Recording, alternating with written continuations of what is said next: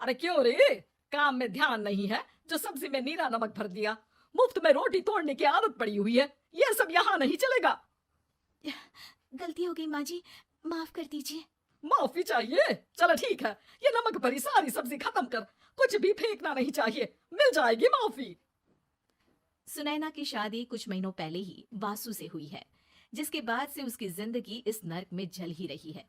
और अब यही सुनैना की आम जिंदगी है, जिसमें उसकी सास हर छोटी बात पर और कभी कभी तो बिना किसी बात के बस उसे परेशान कर खरी खोटी सुनाती ही रहती है।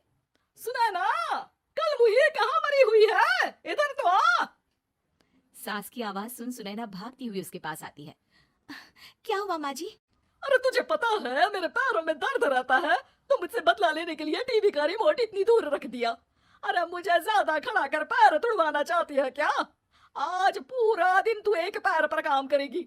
अगर कहीं दूसरा पैर जमीन पर रखा तो मुझसे बुरा कोई नहीं होगा।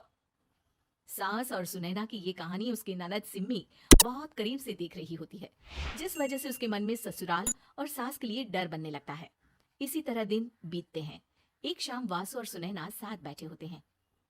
क्या बात है, तुम दिन पर दिन कमजोर कैसे होती जा रही हो? नहीं तो, आपको ऐसे ही लग रहा होगा, मैं बिल्कुल ठीक हूँ। हो सकता है, पर चलो ध्यान रखना, मुझे कुछ काम है। ऐसा बोल जैसे ही वासु जाता है, तभी सिम्मी वहां आ जाती है। भाभी, आप भाई को माँ के बारे में बता क्यों नहीं देती? वो आपके साथ बहुत गलत करती है। क्या सारे ससुराल वाले ऐसे ही होते हैं? भाभी, मुझे तो शादी नहीं करनी, बहुत डर लगता है मुझे। अरे तुम बेकार ही टेंशन ले रही हो, ऐसा कुछ नहीं है। मुझे पता है तुम्हारा ससुराल बहुत अच्छा है, इसलिए खुशी खुशी ससुराल की तैयारी करो। सिम्मी तो वहां से चली जाती है, लेकिन सुनैना उसकी बातों से सोच में पड़ जाती है। कुछ दिनों बाद सुनैना के मम्मी पापा और भाई उनके घर आते हैं, जिन्हें देख सास हैरान रह जाती है। आप लोग सुनैना से मिलने आए हैं? अरे बहू, देख तो तेरे मम्मी पापा आए हैं। जी नहीं, आज हम यहाँ लड़की नहीं लड़के वाले बनकर आए हैं। हाँ माँ, मैंने ही सिम्मी और शरद के रिश्ते की बात मम्मी पापा से की थी। शरद हमारी सिम्मी के लिए परफेक्ट है। बेटे की बात मानते हुए उसकी माँ रिश्ते के लिए मान जाती है, पर अब सिम्मी के मन में ससुराल का डर और ज्यादा बढ़ जाता है। जैसे यहाँ माँ भाभी पर जुल्म करती है, ये भी पक्का अपनी बेटी का बदला लेने के लिए ही मुझसे शादी कर रहे हैं। इसी सब के बीच देखते ही देखते सिम्मी शरद की शादी हो जाती है और सास के नाम से डरी सहमी सिम्मी ससुराल पहुंच जाती है। जहां पहुंचते ही वो डरते हुए बोलती है, मम्मी जी, मैं अभी पूरे घर का काम कर दूंगी और जॉब भी छोड़ दूंगी। जैसे आप कहोगी मैं सब कुछ वैसे ही करूंगी।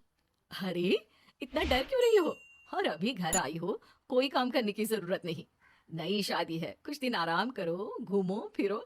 रही बात घर या जॉब की, तो वो तुम्हारी चॉइस है, कोई तुम्हें नहीं रोकेगा।